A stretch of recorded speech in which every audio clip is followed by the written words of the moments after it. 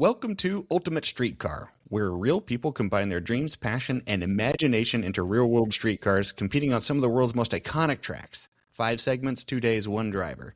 This is Ultimate Streetcar. I'm your host, Rob Kibbe, here with our Ultimate Streetcar Association co-founder, Hollywood Jimmy Day. Good morning. I found the secret to doing the intro. If I hide your face, I can't look at you while I do it. It screws me up. I don't, because I know you're waiting for me to. I don't know how to feel about that. It's like, gosh, really? No, because I see you sitting there. You're not judging me, but I mean, you're. No, it's a brand new intro. We did it one way for 10 plus years, right? So that's all. That 200 and some podcasts, we did it one way. It's a lot of reps. Now we're doing it another way, right? So a lot of muscle memory's got to be overtaken here. All right. Well, I did it. It is you good. Did. Jimmy, awesome. Nice to see you. Yeah. It's good to see you too. Yeah. Well, you're in North Carolina, right? Yep, here in North Carolina. So, welcome to all of our listeners and viewers here. We got a fun show with Chris Smith, and he'll be our guest. We've already done the interview, but yeah, I'm in North Carolina. My son's running. He wants to drive a car for a living. So in June and July, he's running every Monday and Tuesday night at Charlotte Motor Speedway in a Legends car.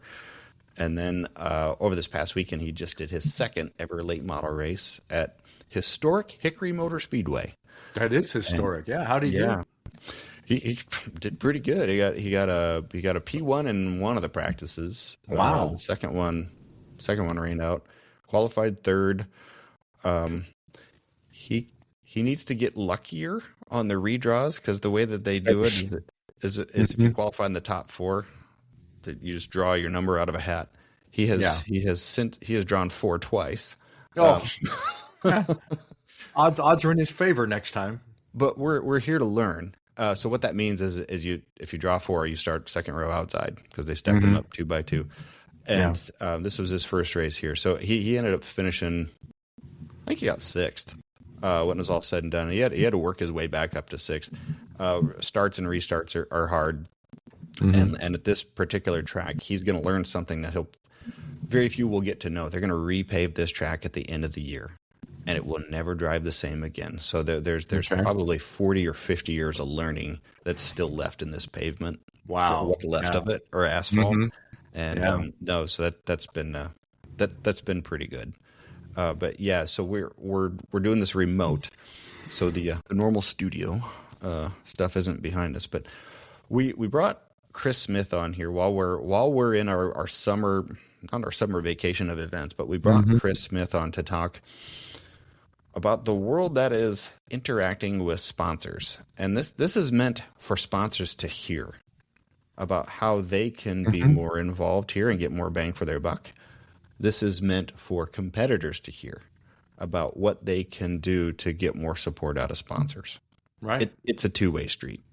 Right. Well, and I think Smitty's done great at both of them. That's why we had him on the podcast, because he's done a great job of building his business through sponsorship and involvement in events. And he's helped a lot of other people get involved. Because he came up just like all the rest of us did, right? He just started with nothing, built a truck and went out and started running it. And so he was a great guy to have as part of this. And anybody that knows Smitty knows that he's confident in his thoughts. And so he's fun to have on the show. And I think that if people will listen in, you can learn a lot. You really can.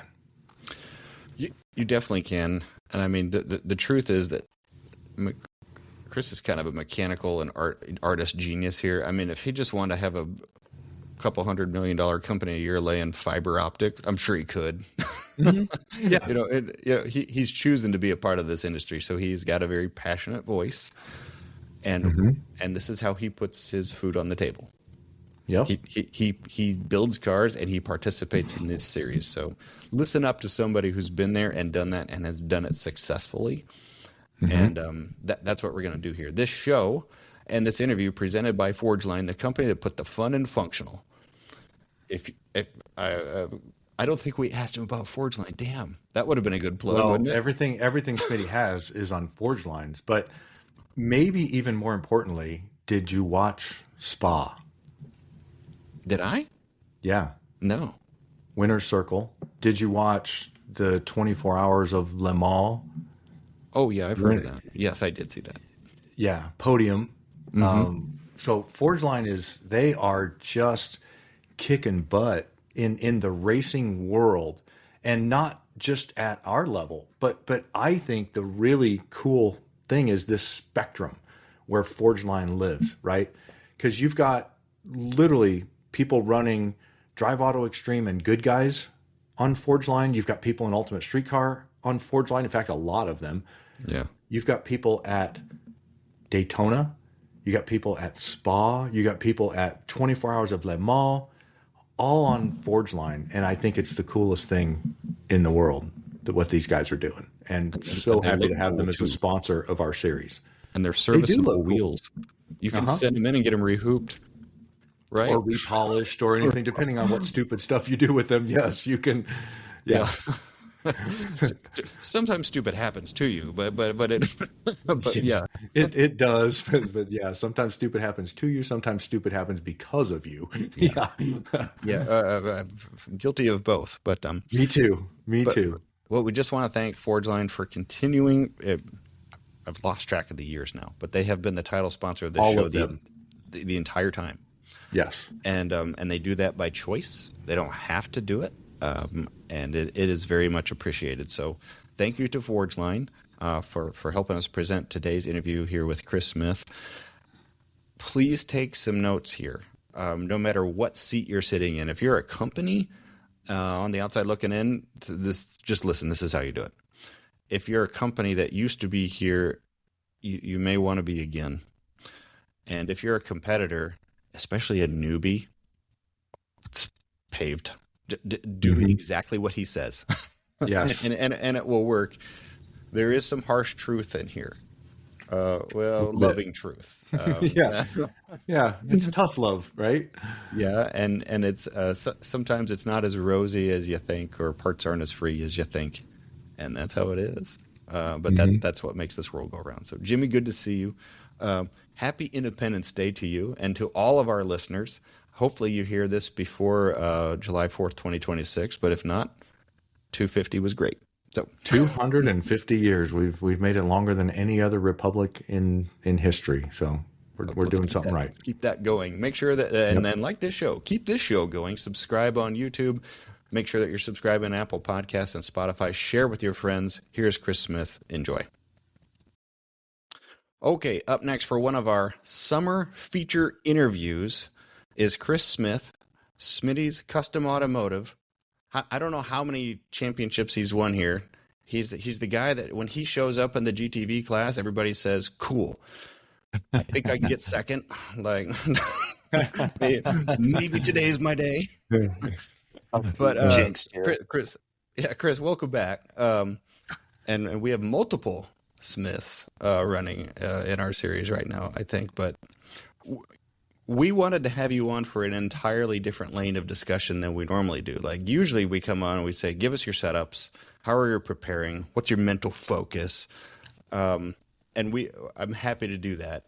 But Jimmy has a different lane that he wants to go down with today. And you, being who you are, you have a reason to have some of these opinions. Jimmy, what do we want to cover here with Chris?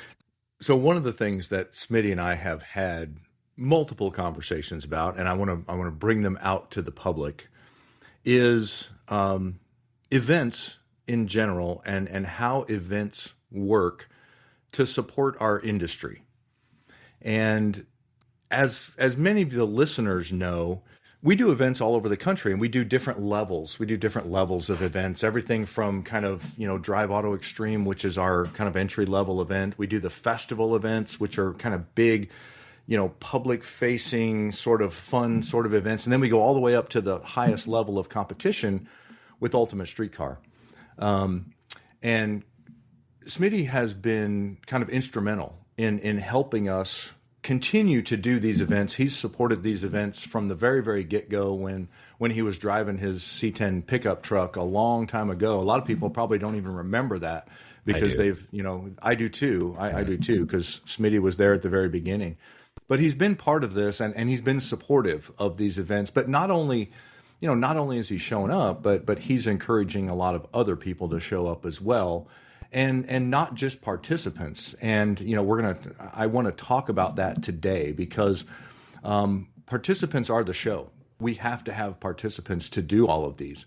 But at the end of the day, the participant entries fees, they don't pay all the bills. In fact, they pay a very small portion of the bills that it takes to make these events go, and to be able to, the reason we do these events is to provide a platform for companies to showcase what they can do, whether it be a parts manufacturer or a service provider like Smitty's, tire manufacturers, all of these things. We're providing this platform, and if we want these things to continue, we need to have support. And Smitty's been a big part of that. But we've had a lot of conversations about people that Smitty, would you say take advantage of the system or don't participate in the system?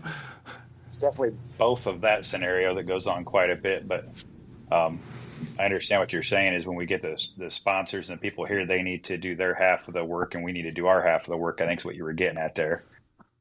That's exactly what I'm getting at, right? We provide the platform, but we can't do all the work. And we've had those types of conversations on how to maximize the exposure for everyone involved, right? Let me ask you guys this one. I think I see where you're going. So, Chris, you are a service provider. You build cars for customers, right? Right. Okay. Has your participation in all the events that you do ever brought you a new customer or confirmed to a customer that you know what you're doing? Absolutely. The shop's actually packed right now. There's like 7 cars out there right now that need to leave in the next 4 days. Okay. Everybody's getting ready for the summer events because we kind of had a weird season here. We had this big gap in between the first couple of events, and now it's time to go.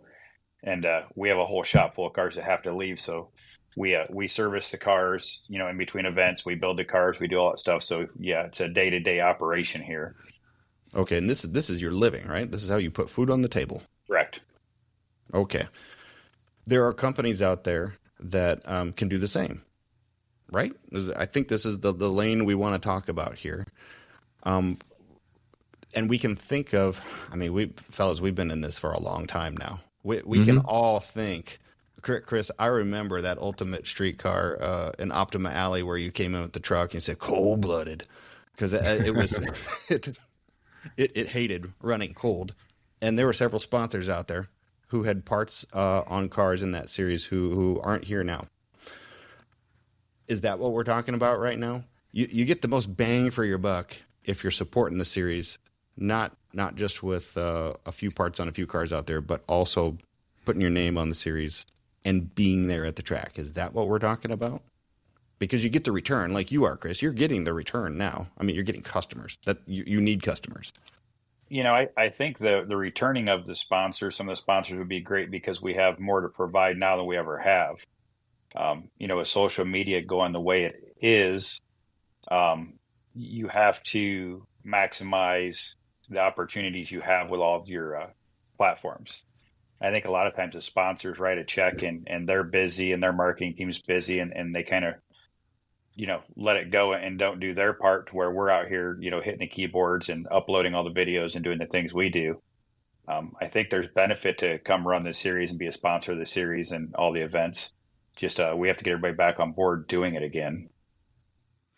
Right. And Smitty, you don't just sponsor this series, right? You're not just part of this series. You're part of a number of different series kind of across the board. You seem to be a believer in events and having your name associated with those and kind of integrating your brand into what people are doing. Yeah. We're in it to A, have fun racing, but, B, pick up work and make our sponsors happy and do the things that we do. We run Ultimate Streetcar, we run the Good Guys events, we run the UMI events, we run some local stuff. Normally we'd be doing some Drive Auto events too, but this year's been a little off with Colin graduating this year. It took up a lot of weekends with his last 2 sports and getting through that, but we're past that, so this summer should be good and busy. The participation levels go up and down because of reasons like I just said. So you kind of got to ride the highs and lows. And I think we've seen some lows lately that we're trying to get back to highs. And I think that's part of what the focus, probably what we're talking about right now is. So with all of that, I'm wondering, Chris, there's a side benefit to any sponsor, not just in visibility, but typically with there's an R&D benefit here. I'm going to guess, Chris, that you have figured some crap out by running the series yourself and being there with some of your customers at the event, learning what worked, learning what didn't work, and maybe inventing stuff. Is that true? That side of the manufacturing side started with Brett at Rytech some years ago. And we ran his motorsports program basically for, I think it was 7 or 8 years. And the ongoing joke was if I could break an anvil, I would. And we went out and beat the parts to death and found all the weak links, and we just kept making everything better. And that holds true across all the brands we run. We have a little bit more unique position than most because we work hand in hand with so many manufacturers.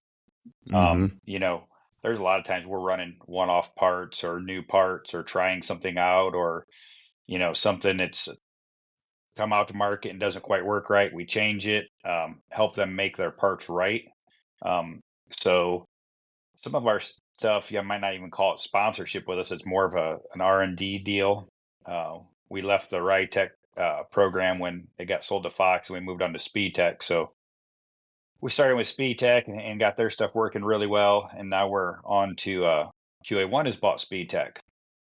And me saying all these things in order to kind of go with the sponsorship things is these companies are evolving and changing and getting bought up.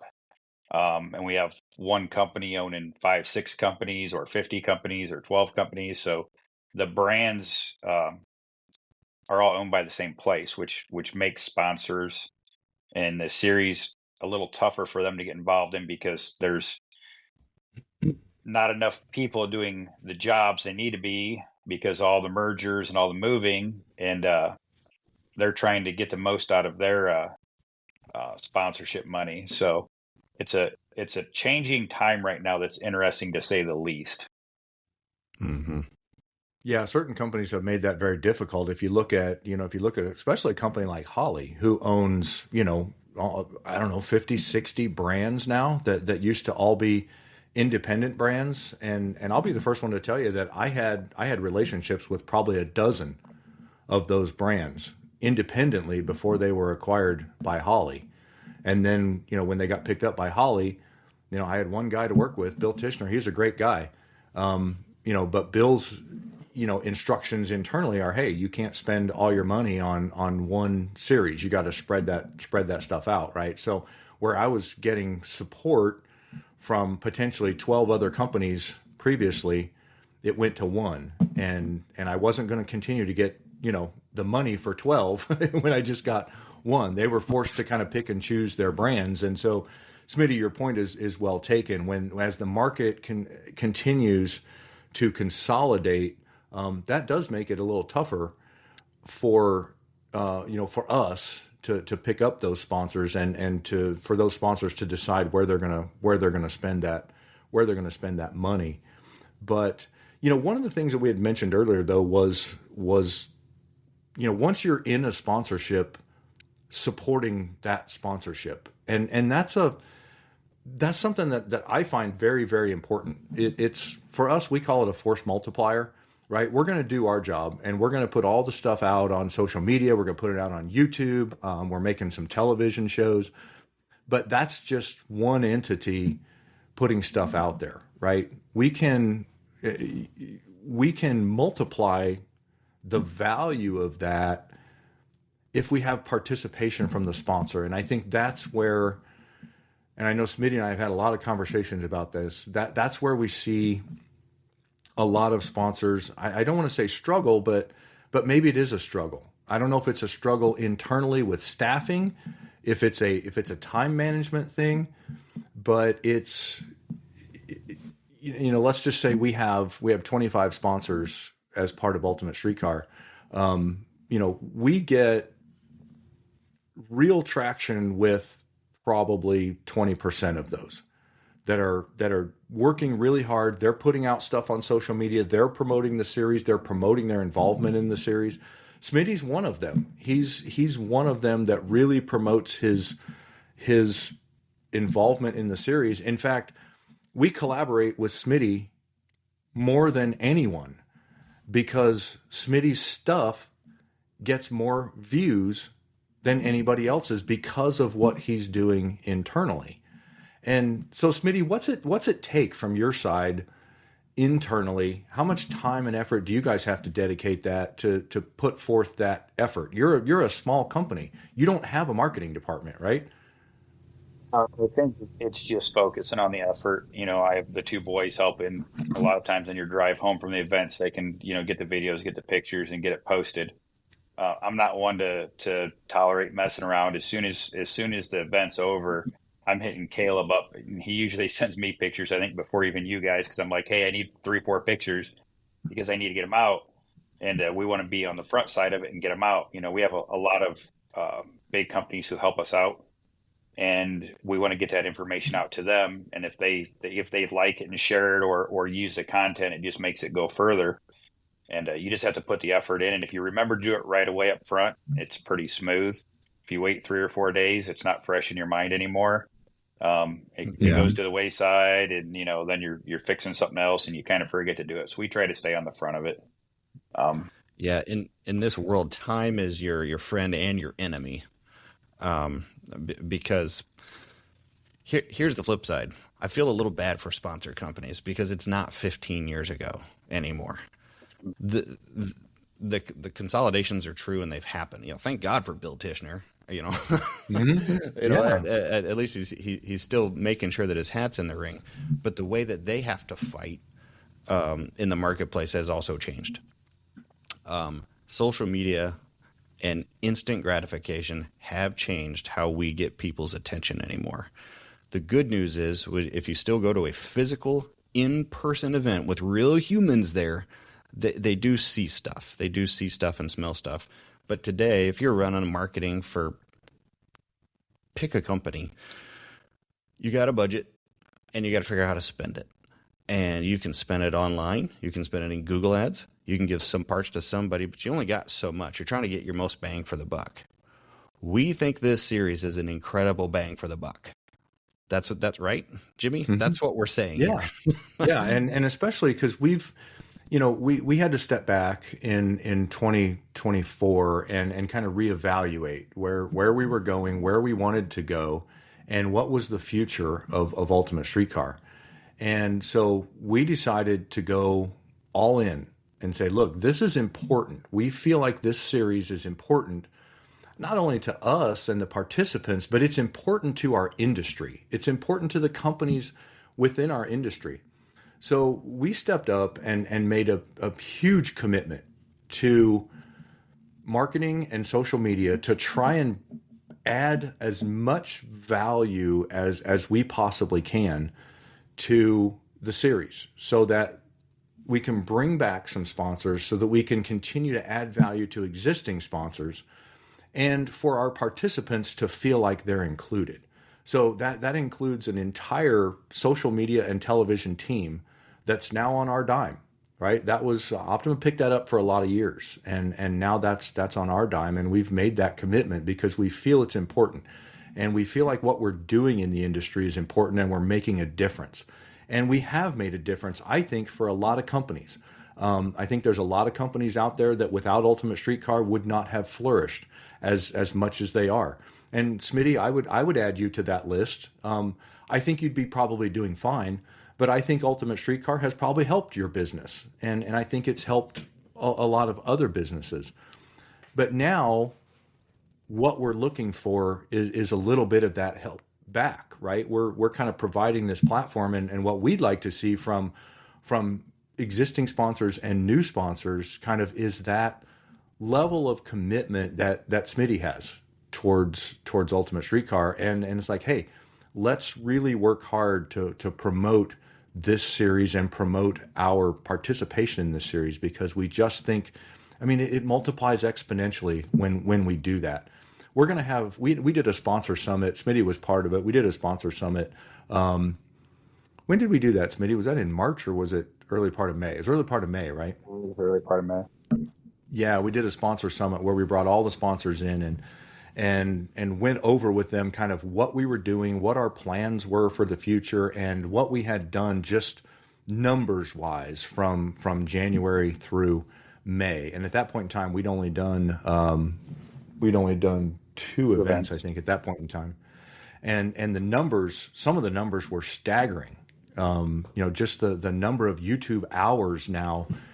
I'm not kidding you. It's we're 400 hours a day on YouTube now. It's incredible how much time people are watching the stuff that we do, and it's only going to get better.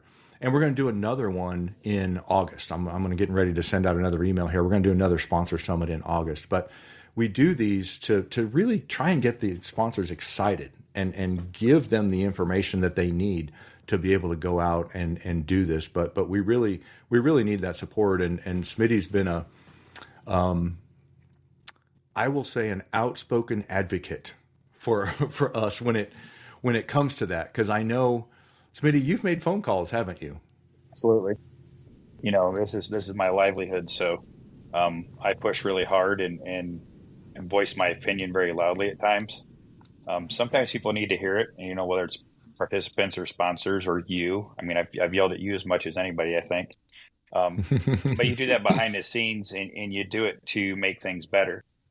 I think part of where this whole thing's supposed to be going is we want to grow the sport. We want to grow Ultimate Streetcar, but in doing so, that also grows LS Fest. It grows all the other series too. Everybody needs a reason to come out and run, and just saying you're there isn't enough. So you got to provide a better experience. And when you provide that better experience, you need to share it. And the participants need to share it on social media and do their stuff too.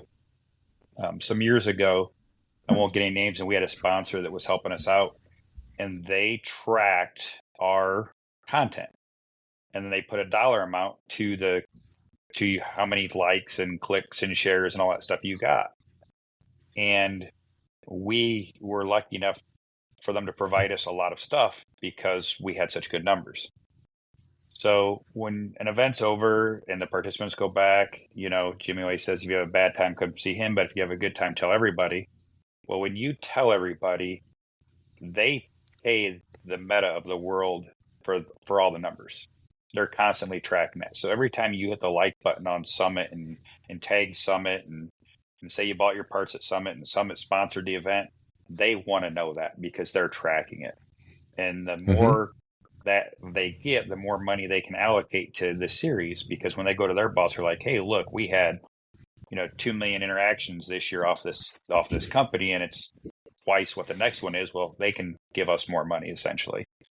And I don't think people realize that just that like button is the most important thing. The most important thing on Facebook is that like button. And sharing helps also. Sharing the post make them go really far. Everybody, the sponsor thing, as far as like help on your cars, I always tell everybody it's looking for sponsors. You just don't get free parts. It just isn't out there. Everybody's got their budget so tight right now with everything going on and where we're at. Ask for a discount, ask for some help, ask for them to, share your post and to work with them on their marketing to help you out too. If you get a little bit from a lot of places, goes a long ways. And then the flip side is if you do happen to get lucky enough to get some free parts, that's your company now. You don't, you ride that horse. You don't go out and bash him. You don't go out and get mad and say bad things or when the next sweetheart deal comes up, you just don't run to that one. You got to stay loyal. Yeah, we've talked about that too. And there's, this as well as I do, Smitty, there, and Rob, you do as well. Just, 10 years ago or so, there used to be a lot of drama within Ultimate Streetcar and other series as well. It wasn't just limited to us, but it was, people were using the social media platforms as a hammer, I guess, in order to bash companies, other competitors, just kind of air their dirty laundry. And I've always told people, it's like, if you're having a great time, tell everybody. But if you're not having a great time, tell me. And I've not hidden from anybody. If anybody asks me for my cell phone number, I'll give it to them because I really do want to talk to people. Smitty tells me that people call him because they don't want to call me. I don't know why. I think I'm better looking and more friendly than Smitty. So you can just call me directly. And I'm making him the truth, and then he can tell you the truth. I want to hear the truth. I want to hear the truth as well. And I'll, the commitment I've made to people is I'll be transparent with them. I will be transparent. I want to hear everybody's feedback. Now, there's a way, there's an appropriate way to deliver feedback sometimes. Right? If you just call and yell at somebody because you're mad and didn't get what you wanted, well, I'm sorry about that. I use the Mr. Spock theory, right? The needs of the many outweigh the needs of the few. The health and well-being of the series typically outweighs any needs of one individual. But what I will do is listen, and I'll be transparent. And if we can't make a change or we aren't going to make a change based on your feedback, I'll typically tell you why. And I'll kind of give you the whys behind the whole thing. And then, then it gets to be your choice if you can understand the reasoning why. And most people do. Most people get it. When I have a chance to talk to people, it gives me an opportunity to help them look at the bigger picture that we have to look at from our perspective. A lot of participants are looking at it from a very small perspective, and that's the perspective of the participant. And obviously, we need to understand that. The participants are the show.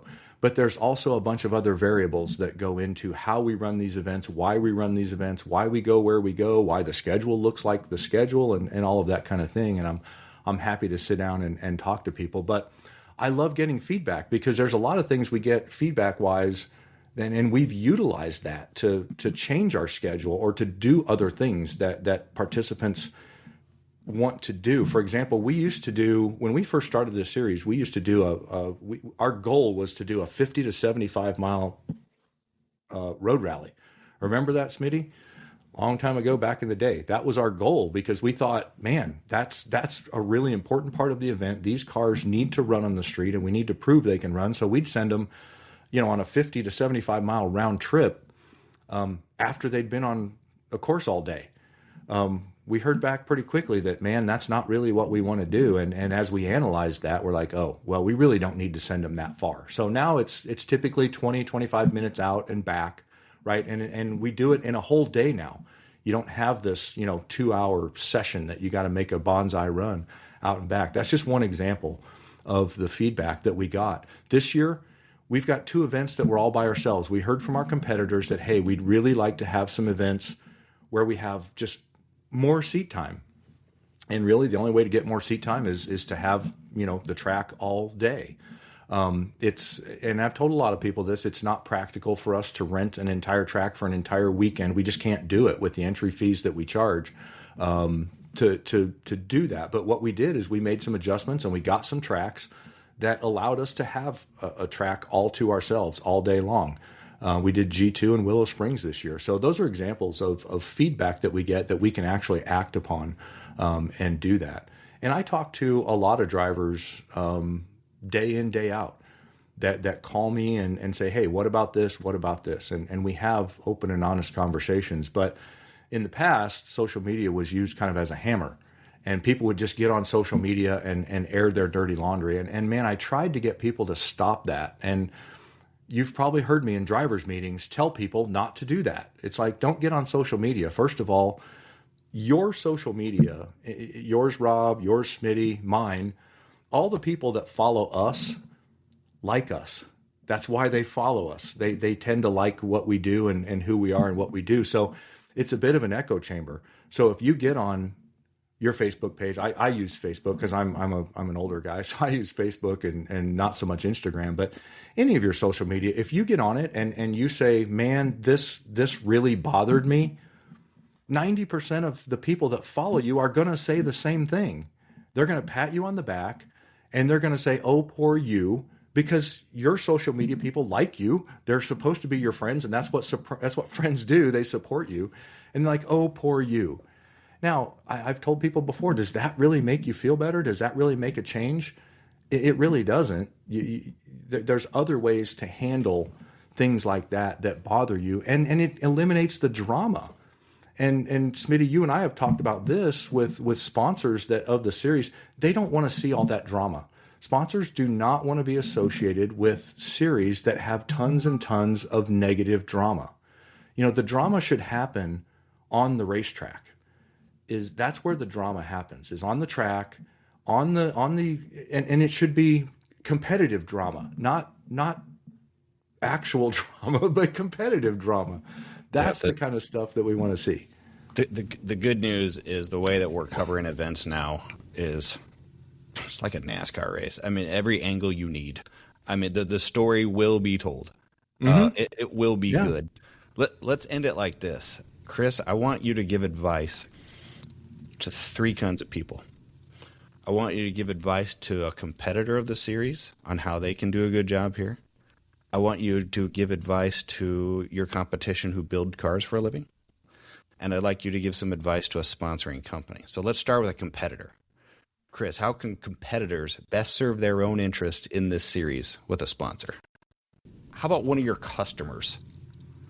So it could be that easy, but I can tell you when I was on the outside looking in, I wanted to be in this so bad, and I frankly didn't know how. But I could show up I could buy some parts and show up at a event. That would work. Then what do you do? What do you tag people? Yeah. So we'll use some of our customers, they may not have direct sponsors, so to speak. And maybe they're trying to get some, you post on social media, you say, talk about the parts, see how they help you. And a lot of times what you'll see from the competitor side is they're using the same parts as the guy next to them and the people through them. And the one direct tie I'll kind of go with is Haltech has stepped up big time in our program, and their electronics are really good and their tech support phenomenal. So they come in and they make our cars right. They make them work right.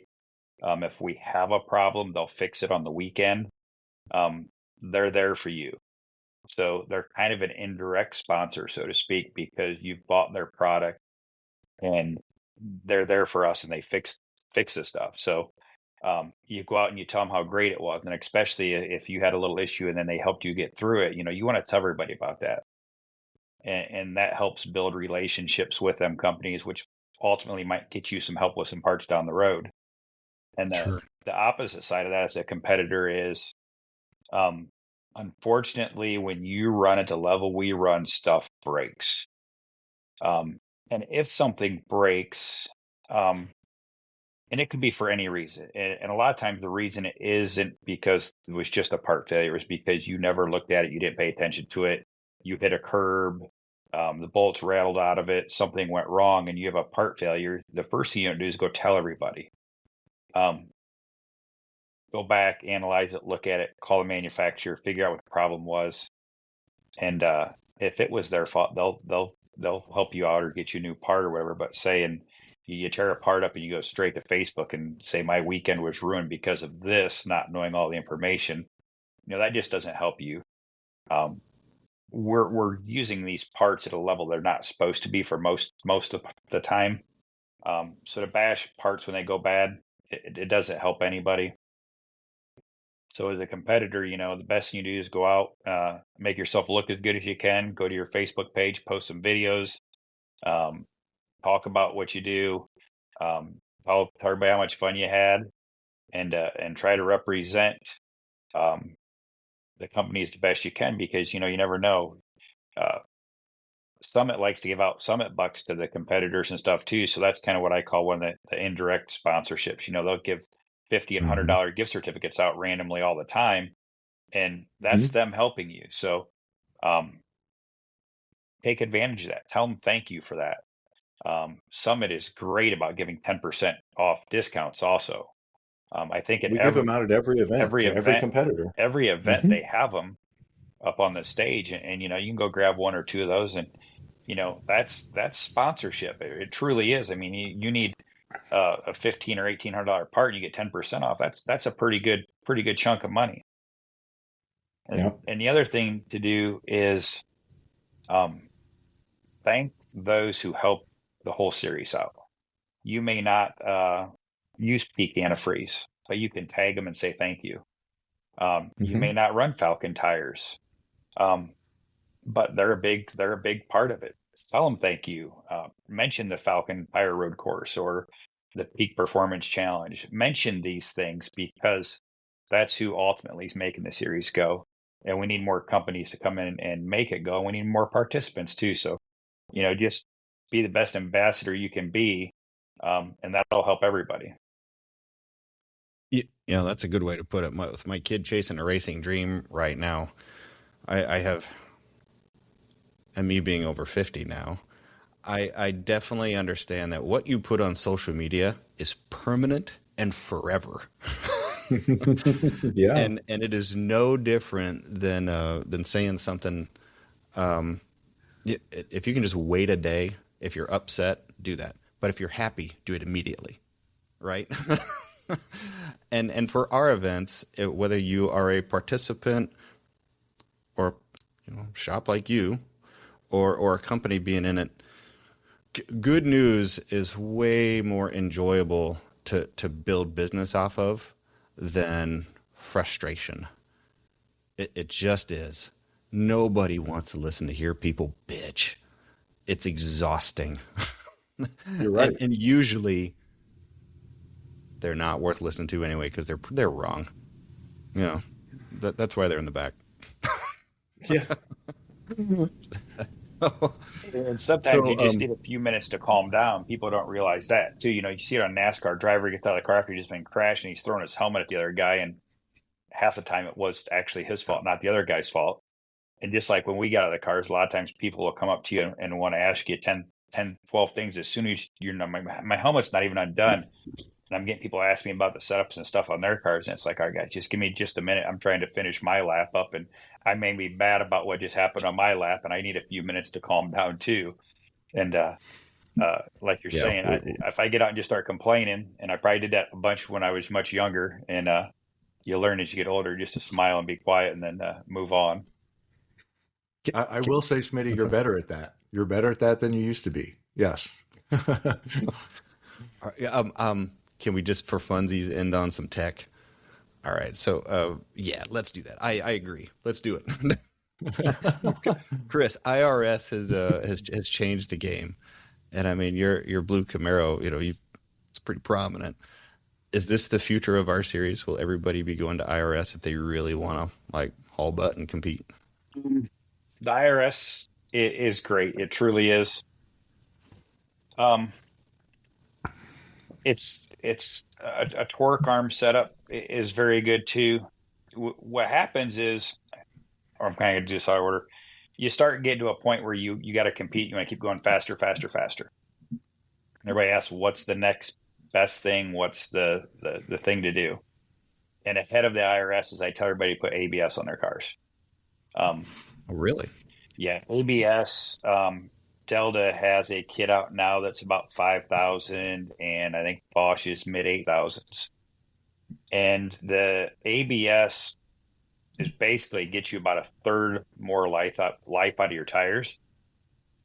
You don't realize it, especially on autocross. We hit the pedals so hard, you're doing teeny tiny lockups everywhere. Them teeny tiny lockups everywhere wear the tire out. And when you go to the ABS, you don't have that. And tires just last much longer. Everybody's like, it's too expensive. It's too expensive. Well, $2,500 sets of tires that we go through nonstop are really expensive. So the first one I've been telling everybody to do is ABS, right? The very first thing is driving school and any coaching you can get. Then the next big upgrade would be ABS. And the IRS stuff, what you asked, it is great. The IRS really shows its face on the road course. The autocross, depending on the surface and what you're doing, the straight axle stuff can be competitive. But the IRS truly is a game changer because, every supercar in the world has IRS on it for a reason. Mm-hmm.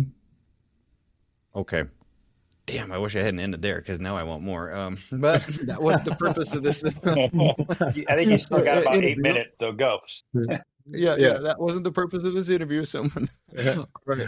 Chris, I want to thank you for coming on. Thank you for being vocal. Thank you both for waiting. So, like like I say, we're spending the summer racing down here. So living this world every day with living your life, Chris. I mean, it's hard. And half the time you got to deal with different companies you're trying to meet. And, we are interacting with companies like you are in your business as well. But the reason we couldn't record 3 days ago is because the internet didn't work. Sometimes crap comes up. Deal with that too. Technical difficulties, yes. Yes.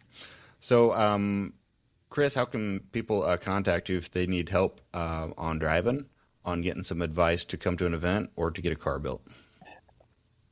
Smitty's Custom Auto, if you hashtag it or Google anywhere, that'll get us our contact stuff. Find me on Facebook. I don't get back as quick as I should because we're in the middle of stuff, but reach out to me. Facebook, Instagram. What events will you be at in the month of July? July, we have Good Guys Columbus is in 2 weeks, I think. And then we have a UMI event, the Autocross Challenge. And I think that's all for July. Okay, so people can come see you in person. What are you bringing? Are you bringing the blue Camaro? Yeah, I'll be driving the blue Camaro all summer. We have the 3rd gen. Jason will be in, the C5 Collins in. Ron Scott's new Corvette's coming out. That'll be here to race soon. Owen Chevelle's pretty new. It's out. Brinkley's Corvette's ready to go again. So there's a bunch of super fast cars. And unfortunately, I think my D&E is going to start being punished by a couple of new cars. That's your own damn fault. All right. All right, Chris, thank you again. Have a wonderful day. We'll catch you later. Thanks, Smitty.